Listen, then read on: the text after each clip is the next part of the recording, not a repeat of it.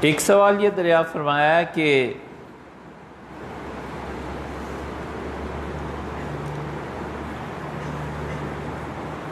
کوئی مرد اور خاتون کسی چیز کے مرتکب ہوئے اور بعد میں شدید ندامت ہوئی، تو اس صورت میں کیا کفارہ ہے؟ اور اگر دونوں شادی کر لیں تو کیا قیامت میں اللہ کے یہاں پکڑ ہوگی؟ یاد رکھنا چاہیے کہ یہ جو معاذ اللہ عمل ہے نا بدکاری کا، یہ خالص اللہ کا حق ہے، کسی انسان کا اس میں کوئی حق نہیں۔ حتیٰ کہ عورت اگر شادی شدہ ہے اور اس نے بھی یہ کام کر لیا تو اس نے اپنے شوہر کا حق نہیں مارا۔ یہ بدکاری، یہ عمل خالص اللہ کا حق ہے۔ تین چیزیں ایسی ہیں جو آؤٹ آف دا وے جا کر انہیں جائز قرار دیا گیا۔ آؤٹ آف دا وے جانا آسان نہیں۔ مثلاً آپ کے یہاں اسلام آباد میں شیشے اس کو کالا رنگ دینا یا اس پہ پلاسٹک چڑھانا، اس کے لیے اگر اجازت لینی ہے تو پھر سیکٹری قانون یہ لوگ اجازت دیتے ہیں۔ یہ آؤٹ آف دا وے جانا ہے، قانون کے خلاف ایک کام کرنا ہے، بڑی مشکل چیز ہے۔ اللہ کے ہاں تین عمل ایسے ہیں جو بالکل خلاف قانون، انسانوں کو کوئی حق نہیں پہنچتا کہ وہ جانور کو ذبح کرے۔ کیا وجہ ہے؟ زندگی تو زندگی ہے، انسان کی زندگی بھی زندگی ہے، چیونٹی کی زندگی بھی زندگی ہے، ہاتھی کی زندگی بھی، اور دمبے بکرے گائے بھینس کی زندگی بھی۔ محض کباب کھانے کے لیے اور گوشت کے لیے کیسے اجازت دی جا سکتی ہے کہ تم ایک کو ذبح کر دو؟ اسی لیے بنیادی طور پہ شریعت نے شکار کو کچھ اچھی نظر سے نہیں دیکھا۔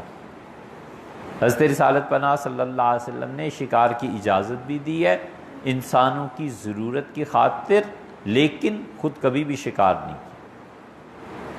حضرت رسالت پناہ صلی اللہ علیہ وسلم سے ثابت ہی نہیں ہے شکار کیا کرنا، شکار کا گوشت کھانا بھی ثابت۔ حضرت انس رضی اللہ عنہ کہتے ہیں کہ میں نے رسول اللہ صلی اللہ علیہ وسلم سے پوچھا تو آپ نے فرمایا کر لو، تو میں نے ایک خرگوش کا شکار کیا اور خرگوش کی ایک ران لا کے رسول اللہ صلی اللہ علیہ وسلم کے سامنے بھون کے پیش کی اور آپ نے اسے تناول فرمایا۔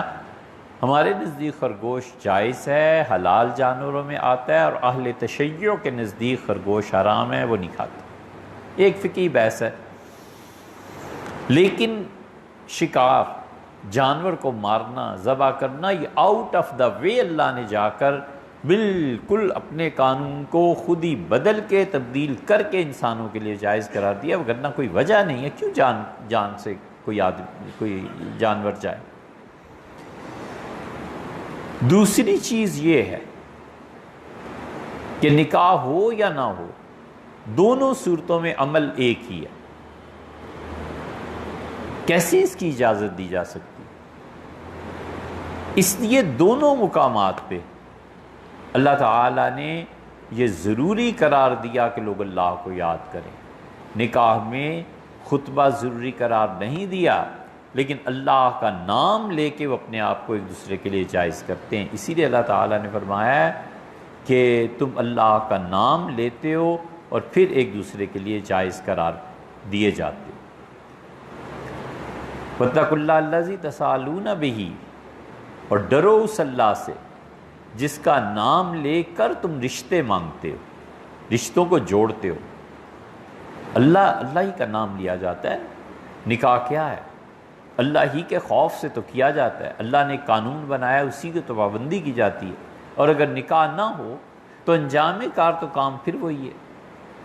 اس لیے یہ جو چیز ہے نا، یہ آؤٹ آف دا وے جا کر کسی آدمی کے لیے درست نہیں تھا، لیکن اللہ تعالیٰ کو معلوم تھا کہ اگر وہ نکاح ان چیزوں کو جائز قرار نہیں دے گا تو نسل انسانی بھی آگے نہیں چلے گی اور انسان شدید تنگی اور دشواری میں پڑ جائیں گے۔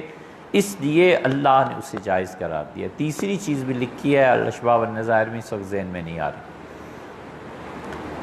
یہ دونوں چیزیں آپ دیکھیں، اس لیے یہ خالص اللہ کا حق بنتا ہے، کسی انسان کا اس میں کوئی حق نہیں۔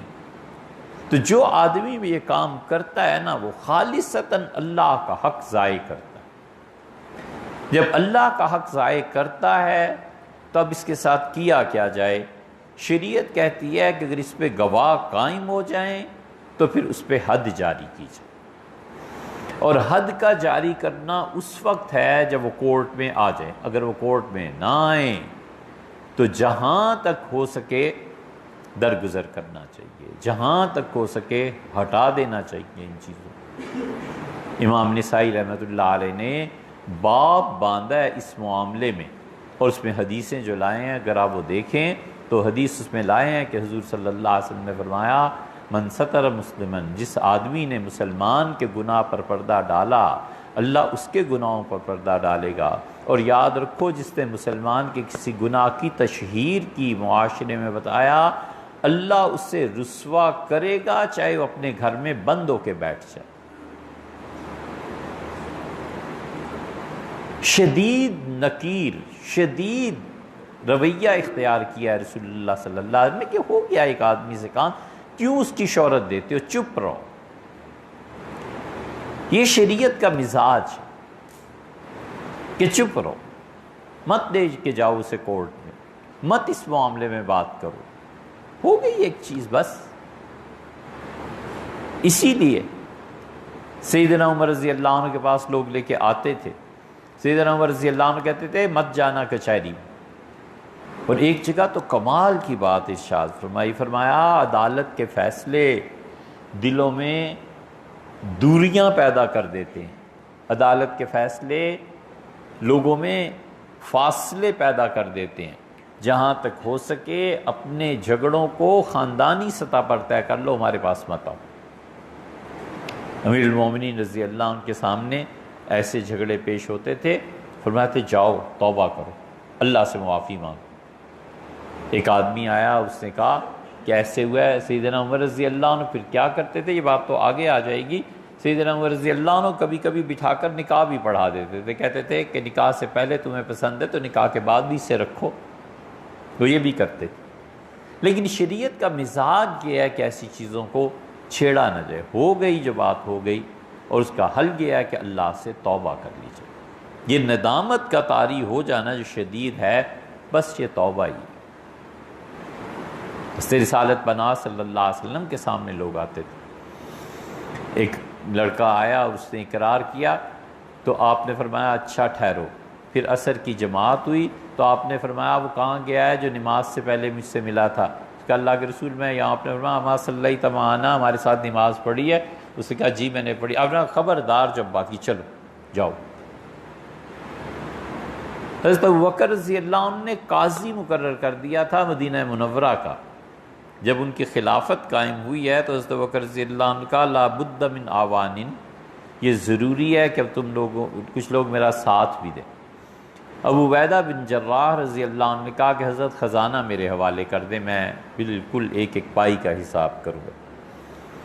سیدنا عمر رضی اللہ عنہ کا کہا کہ تم قاضی بن جاؤ، کہا بالکل ٹھیک ہے۔ حضرت عمر رضی اللہ عنہ کہتے تھے اتنا پاک معاشرہ تھا کہ 1 سال تک مدینہ منورہ میں میں ویسے ہی فارغ بیٹھا رہا، کوئی کیس ہی نہیں آیا، اتنے اچھے لوگ۔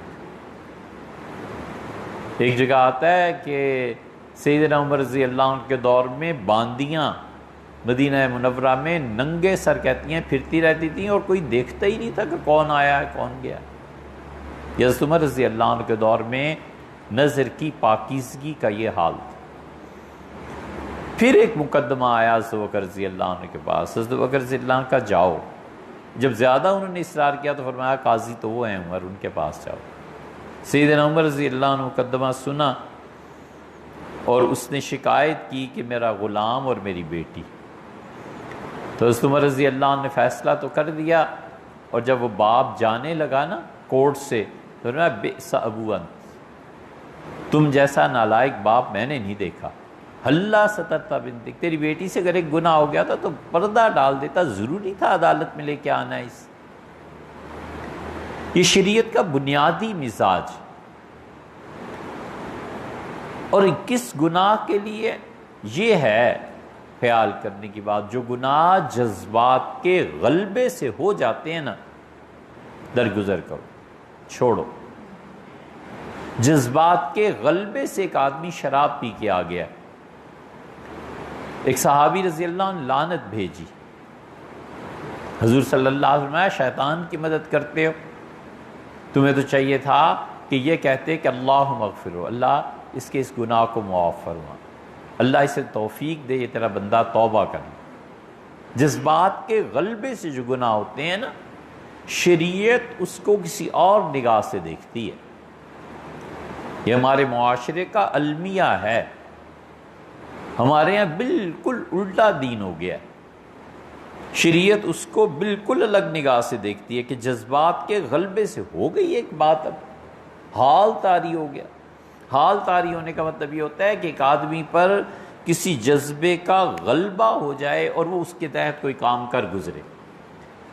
حضرت رسالت مآب صلی اللہ علیہ وسلم مصلی پہ کھڑے ہیں، حضرت عمر رضی اللہ عنہ کہتے ہیں اللہ کے رسول اس کا جنازہ نہ پڑھائیں، اللہ نے منع کیا ہے، یہ منافق ہے، یہ ایسا ہے، یہ ایسا ہے۔ اللہ نے کہا نہیں ہے، دامن پکڑ لیا حضور صلی اللہ علیہ وسلم کا قمیص اور عرض کیا کہ اللہ کے رسول کیا ایسے نہیں ہے کہ اللہ نے کہا اس منافق کو 70 مرتبہ بھی جنازہ پڑھے نا، دعا مانگے پھر بھی نہیں بخشیں گے۔ حضور صلی اللہ علیہ وسلم پہ رحمت کا اتنا غلبہ تھا اس وقت، آپ نے فرمایا داہو عمر، عمر چھوڑ دے، اللہ نے 70 کہا ہے نا، میں 71 مرتبہ اس کے لیے معافی مانگ۔ رسالت پناہ صلی اللہ علیہ وسلم جانتے تھے کہ 70 ایک محاورہ ہے، جیسے اردو میں کہتے ہیں 20 مرتبہ، لیکن رحمت کا غلبہ تھا۔ ایسے ہی کسی حال کا غلبہ ہو جاتا ہے کسی، استغفر اللہ،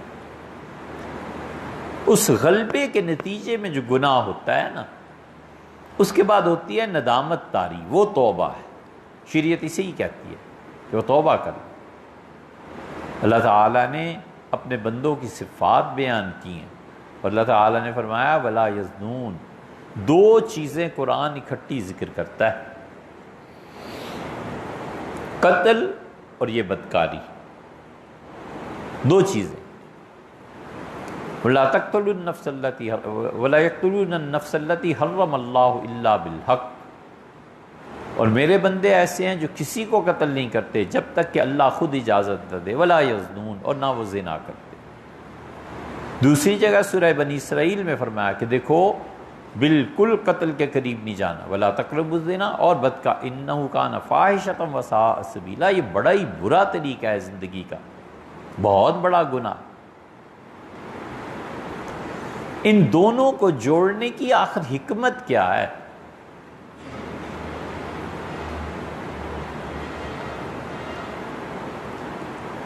سورہ طٰہٰ میں ایک جگہ آیا ہے، آپ کبھی غور کیجئے اس بات پہ، شیطان کا اور حضرت آدم علیہ السلام کا قصہ بیان ہو رہا ہے۔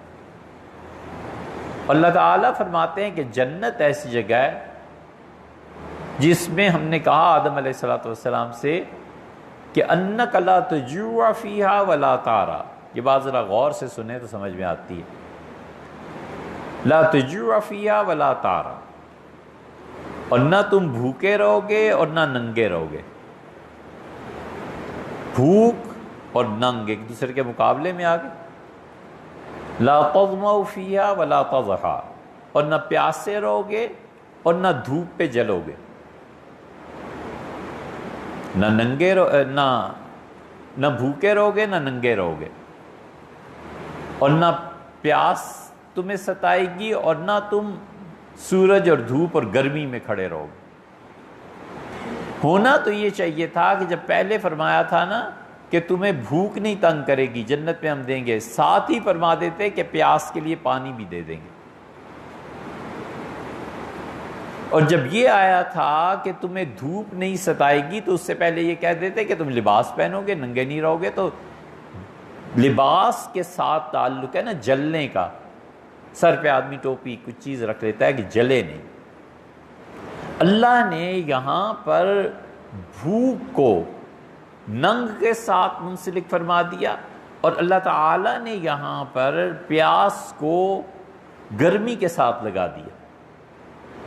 بڑی اچھی بات مفسرین نے لکھی ہے، مفسرین نے لکھا ہے اللہ نے یہ جو انجوڑ چیزیں ارشاد فرمائی ہیں نا، اس کا مسئلہ یہ ہے کہ آدمی کو جب بھوک لگتی ہے تو بھوک اتنی شدید ہے کہ ننگے پن تک لے جاتی ہے۔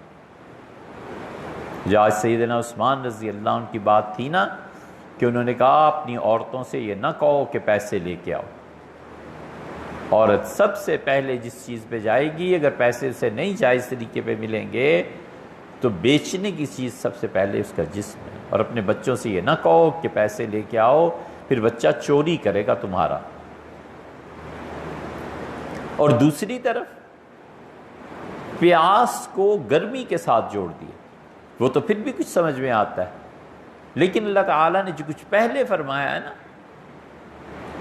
کہ بھوک کو ننگے پن کے ساتھ جوڑا ہے کہ جب بھوکے ہو جاؤ گے تو جسم فروشی کا کاروبار اور یہ چیزیں شروع ہو جائیں گی۔ اس لیے یہ جو شریعت نے اس کو برا کہا ہے نا قتل، اور اس کو جوڑا ہے،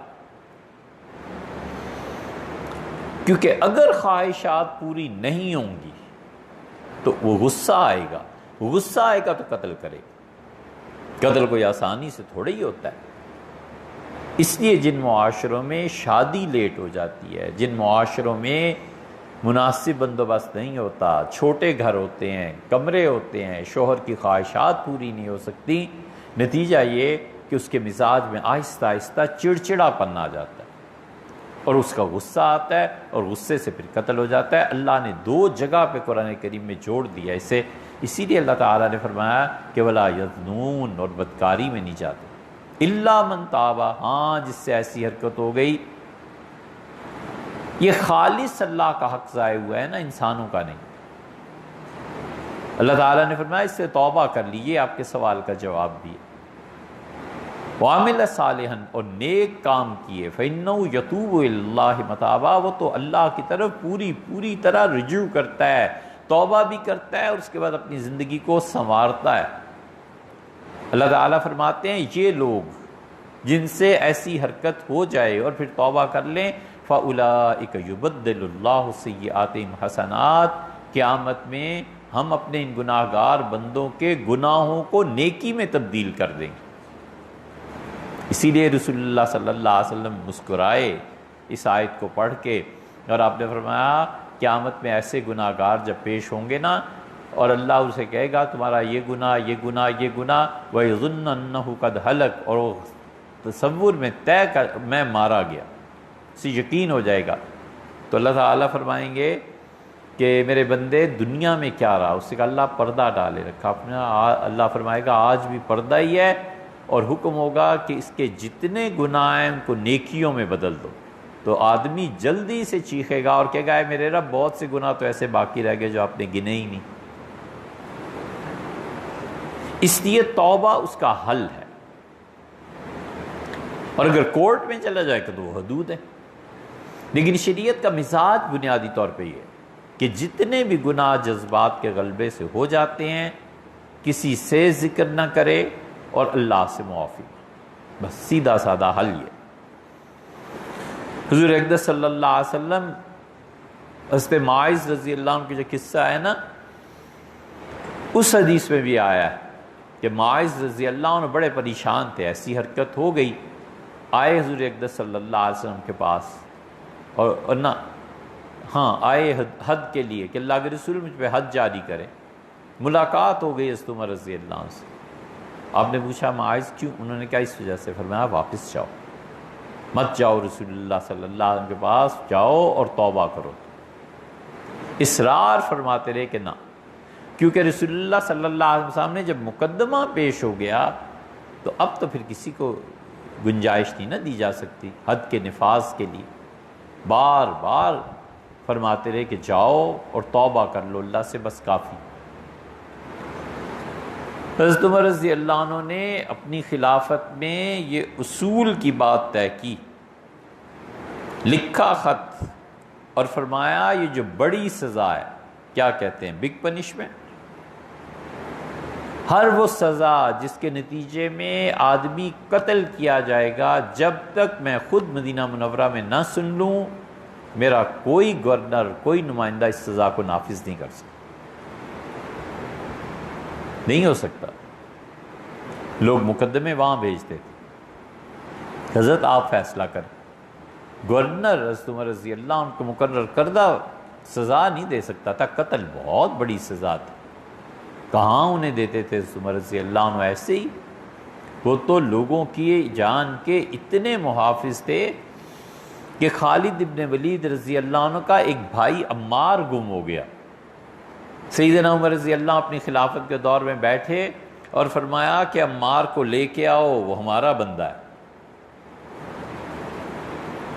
یہ باتیں میں یاد آئیں بہت جب یہ جو امریکنز کے ساتھ ہوا نا، اس کو قتل ہو گیا، یہ ہو گیا، یہ ہو گیا، اپنا بندہ وہ نکال کر لے گئے. سیدنا عمر رضی اللہ عنہ بھی ایسے ہی فرماتے تھے ہمارا بندہ ہے، لے کے آؤ بھئی. قتل کہاں سے؟ خالد ابن ولید رضی اللہ عنہ کے بڑے بھائی کے لیے وفد بھیجا تھا. حبشہ لمبا قصہ ہے، لیکن تحقیق کروائی کہ بندہ ہمارا گیا کہاں. حضرت عمر رضی اللہ عنہ منا میں تھے حج میں، اور ایک عورت آئی تو حضرت عمر رضی اللہ عنہ نے دیکھا وہ رو رہی ہے، تو آپ نے اسے تسلی دی، اپنے پاس بٹھایا. بہت لوگ تھے. حضرت عمر رضی اللہ عنہ نے فرمایا عورتیں کمزور ہوتی ہیں، جلد رو دیتی ہیں، تسلی رکھو، مجھے بتاؤ کیا ہوا. اس کا امیر المومنین میں اللہ کی نیک بندی ہوں، میں راتوں کو سوتی بھی ہوں اور پھر اٹھ کے تہجد بھی پڑھتی ہوں، اور میں اللہ کی عبادت گزار ہوں، اور میں ایسی عورت ہوں جس کی نیند بھی بہت گہری ہے. اور میں سوئی ہوئی تھی اور مجھے پتا اس وقت چلا جب کسی نے مجھ پہ قابو پا لیا، اور وہ فارغ ہو کے جب ہٹا ہے تو پھر میں نے اس کو دیکھا پیچھے سے، اور اللہ کی قسم میں نہیں جانتی تھی یہ کون ہے.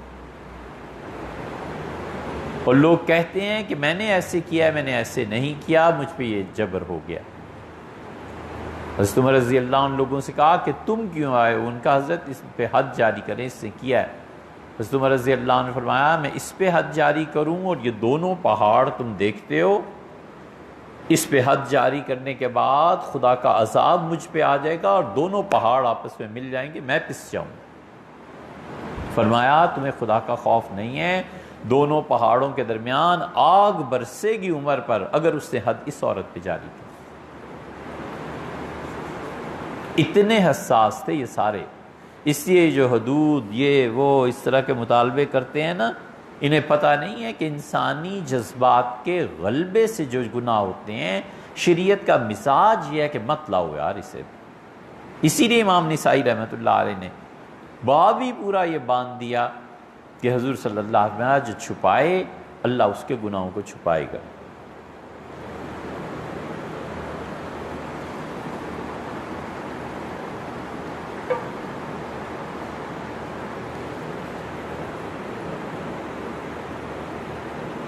سیدنا علی رضی اللہ عنہ کے زمانے میں ہو گیا تھا ختم. اتنا اچھا معاشرہ تھا کہ عورت نے آ کے اصرار کیا کہ حضرت مجھ پہ حد جاری کریں. حضور صلی اللہ علیہ وسلم سے ٹالا، پھر ٹالا، پھر ٹالا، اور فرمایا اچھا بچے کی ولادت کے بعد آنا. چھوٹا سا بیٹا اٹھا کر لائی ہے اور کہتی ہے اللہ کے رسول اسے رکھیں، مجھے فارغ کریں، میں اللہ سے معافی مانگتی ہوں، مجھ پہ حد جاری کریں. حضور صلی اللہ علیہ وسلم دودھ پلاؤ.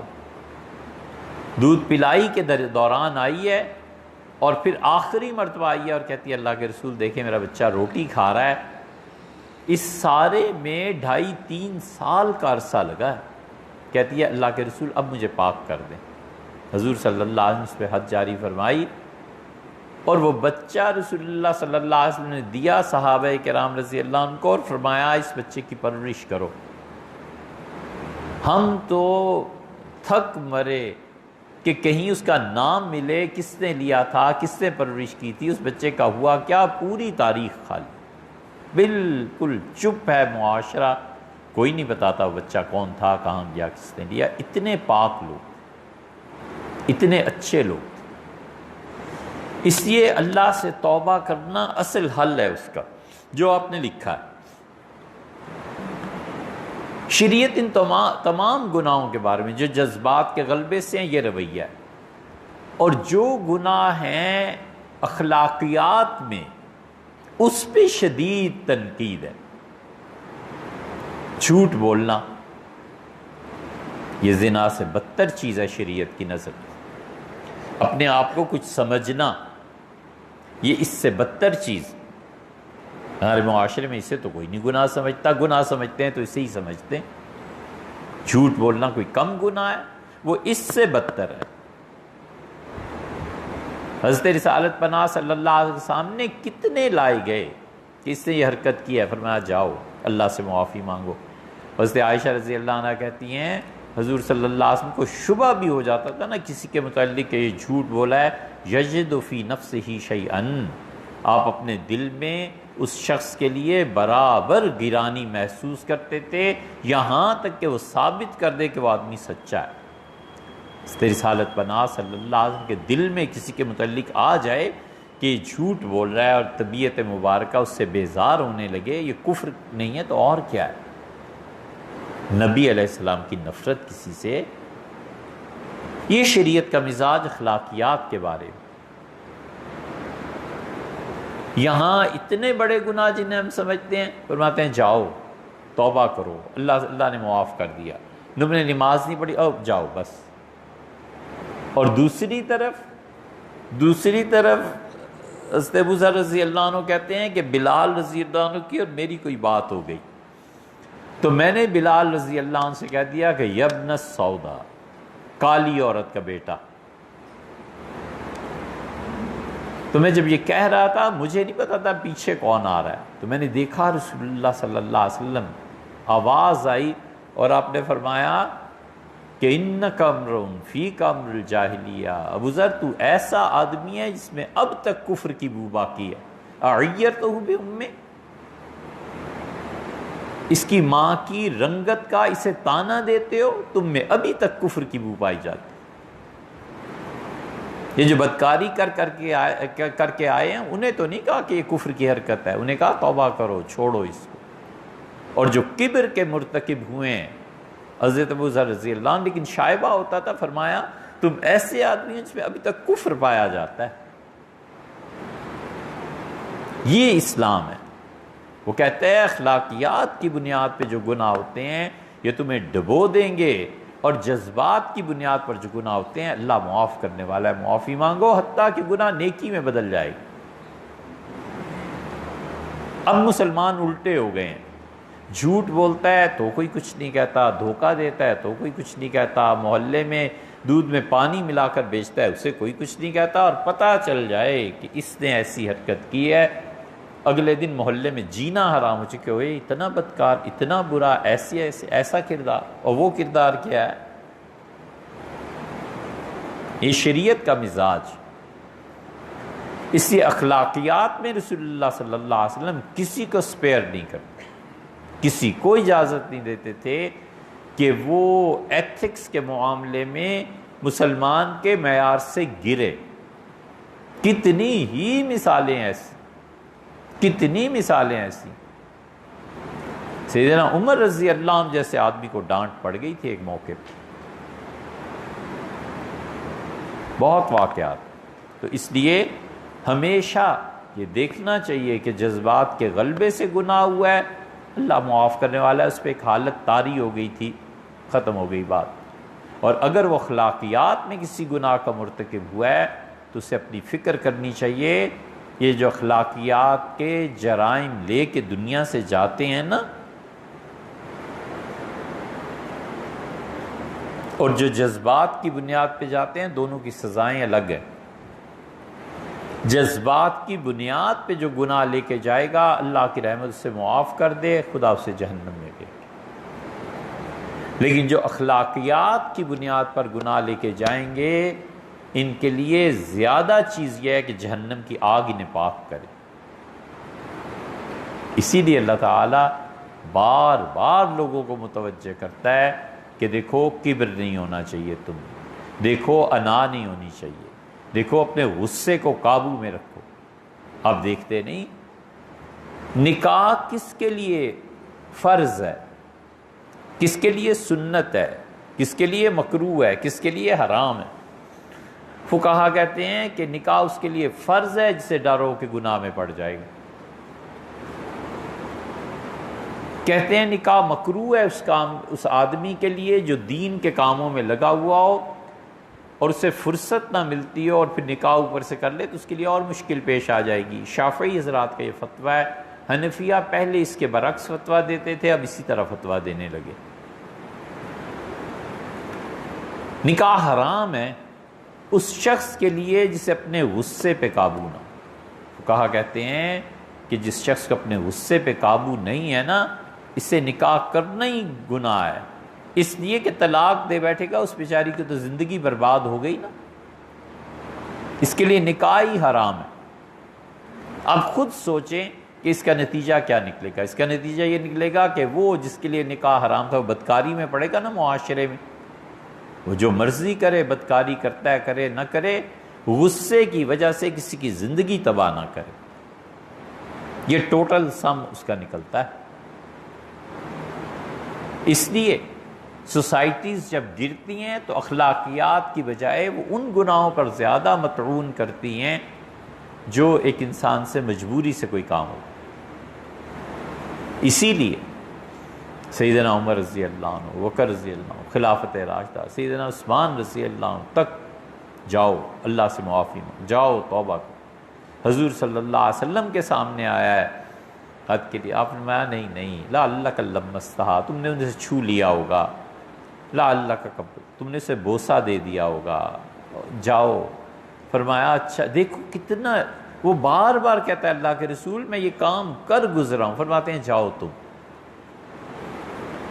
لعلہ شاید ایسے کہہ کے ٹلاتے رہے. جب دیکھا یہ نہیں اٹھا تو آپ نے فرمایا تم پاگل تو نہیں ہو گئے؟ اللہ کے رسول میں پاگل نہیں. فرمایا اس کا منہ سونگو ذرا، شراب تو نہیں پی لی؟ صحابہ رضی اللہ عنہ کہ اللہ کے رسول نہیں شراب. آخر پھر رسول اللہ صلی اللہ علیہ وسلم نے حد کا حکم دیا ہے. صحابہ کرام رضی اللہ عنہ کہتے ہیں کسی بھی بات پہ اٹھ جاتا رسول اللہ صلی اللہ علیہ وسلم سے نہ بلاتے. حد ہے، مطلب کہ اچھا تم ابکل جنون، تم پاگل ہو گئے. فرمایا اٹھو، اس کا منہ سونگو، شراب پی لی ہے، چھوڑو اس. یہ شریعت کا مزاج، شریعت اس کو کہتی. اس طرح ہو گیا.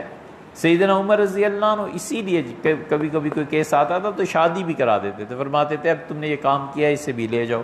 تو کہ ایک آدمی نے انہوں نے کہا پھر نکاح سے پہلے اچھی لگتی تھی اور نکاح کے بعد تم پہ بوجھ بن گئی ہے، خبردار جو تم اب کچھ بولے لے کے جاؤ، یہ تمہاری بیوی. سیدنا علی رضی اللہ عنہ کا ایک معاملہ پیش ہو گیا، انہوں نے بھی ایسے ہی فیصلہ کیا. اس لیے یہ جو آخری حصہ آپ نے لکھا نا کہ قیامت میں اللہ کی پکڑ ہوگی، اللہ کی پکڑ توبہ سے معاف ہو جاتی. اللہ تعالیٰ ایسے گناہوں کو معاف کر دیتا ہے، کبھی توبہ کی وجہ سے، کبھی خدا معاف کر دیتا ہے اتنی ہی بڑی نیکی کر لینے کی وجہ سے، بغیر توبہ کے، بغیر توبہ کے. آپ دیکھتے نہیں ہیں ساری عمر یہ کام کرتی رہی، تمام عمر، اور رسول اللہ صلی اللہ علیہ وسلم وہ گزر رہی تھی اور اسے سخت پیاس لگی اور اس نے اپنی اوڑھنی سے اپنے جوتے کو باندھا، کنویں میں لٹکایا اور جوتے میں جو پانی آ گیا نا اس نے پی لیا. پینے کے بعد جب چلنے لگی تو اس نے دیکھا ایک کتا کیچڑ چاٹ رہا ہے، تو اس نے کہا صابت ہو ما صابنی، جس پیاس نے مجھے ستایا ہے اس کتے کو بھی تو وہی تنگ کر رہی ہے. پھر اس نے پانی نکالا اور کتے کو پلا دیا. رسول اللہ صلی اللہ علیہ وسلم نے فرمایا، اللہ نے کہا اس نے ایک جان، ایک جگر کو پانی پلایا ہے، میرا حق بنتا ہے اس کی زندگی سے سارے گناہ معاف کر دیں. جنت میں چلی. رنڈی کتے کو پانی پلا کر جنت میں چلی گئی. مسلمان تھی نا بنیادی طور پہ. اس لیے آدمی کبھی کبھی اتنی بڑی نیکی خدا اس سے کرا دیتا ہے، دھل گیا سب کچھ. دکھ اور تکلیف گناہوں کو معاف کرا دیتی ہے. تیسری چیز ابن تیمیہ رحمۃ اللہ عنہ نے 10 کے قریب چیزیں ایسی گنوائی ہیں. شیخ نے فتاوی میں فرماتے ہیں اس سے بھی اور اس سے بھی اور اس سے بھی اور اس سے بھی. کبھی کبھی کسی کی دعا اسے لگتی ہے اور اس کے گناہ معاف ہو جاتے ہیں۔ کیا ہے قرآن کریم میں؟ اللہ فرماتے ہیں وہ ہمارے فرشتے جنہوں نے عرش اٹھایا ہوا ہے نا، وہ ہم سے کہتے ہیں کہ فاغفر للذین تابوا، اللہ دنیا میں جتنے گناہ گار توبہ کرتے ہیں اے خدا ان کی توبہ کو قبول فرما لے۔ وہ فرشتے ہم گناہ گاروں کے لیے دعا کرتے ہیں، واتبعوا سبیلک، اور اللہ جو تیرے راستے میں چلتے ہیں اے خدا ان کے گناہ معاف کر۔ اور اللہ نے کہا ہے کہ ہم ان کی فرشتوں کی دعا سن کے انسانوں کے گناہ معاف نہ صرف کریں گے بلکہ وَمَنْ صَلَحَ مِنْ آبَائِهِمْ، اور ان کے والدین میں جو نیک تھے ہم انہیں بھی بخش دیں گے، اور ان کی اولاد میں جو نیک تھے ہم انہیں بھی بخش دیں گے، اور ان کے دوست جو نیک تھے ہم انہیں بھی بخش دیں گے۔ موت سے پہلے جو جھٹکے لگتے ہیں یہ معاف کرا دیتے ہیں۔ نزع کی جو تکلیف ہے نا یہ گناہوں کو معاف کرا دیتی ہے، قبر کا عذاب گناہوں کو معاف کرا دیتی ہے۔ یہ سب چیزیں گناہوں سے اللہ کے ہاں معافی دلانے والی۔ اور پھر توبہ کر کے اللہ سے یہ امید رکھنا کہ اللہ نے معاف کر دیا ہے، یہ مستحب ہے۔ اور توبہ کر کے پھر اس شبے میں پڑنا کہ پتہ نہیں اللہ نے معاف کیا یا نہیں کیا، نالائکی کی بات۔ بس ایک بار توبہ کر لے، کام کرے آگے۔